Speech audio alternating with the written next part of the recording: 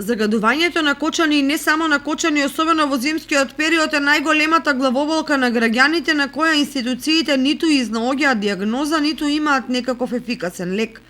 Додека во други градови низ државата, особено на истокот, населението загадениот воздух го доживува како нужно зло, во Кочани свеста е подразбудена, па мали групи граѓани протестираат и колку толку ги брануваат состојбите. Например, чудно е што никој не реагира во неочекувано загаденото Берово, кој во последните 2 месеци се искачува високо на табелата. Најзагадени. Зборуваме за градот кој лете е македонската Швајцарија. Нема граѓански реакции ниту во Струмица, Куманово, Гевгелија, Кавадарци. Тоа што локалните власти во Кочани во последните години 2 потрошија десетина илјади евра за да ги утврдат жариштата, не го реши проблемот со загадувањето. Во меѓувреме, чадот од ризовите полиња од запалените стрништа никој не реагира. Чадот од џаците на семејните куќи пак никој не реагира.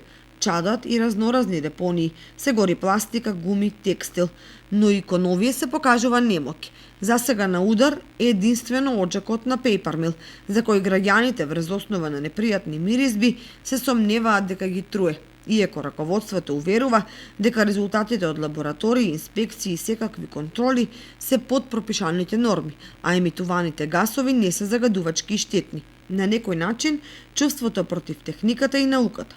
Иако никој не очекува дека проблемот каков и да е, во догледно време ќе биде решен, сепак сите засегнати страни ќе мора да изнедат решение кое колку толку ќе ги задоволи, затоа што се има своја цена и своји граници.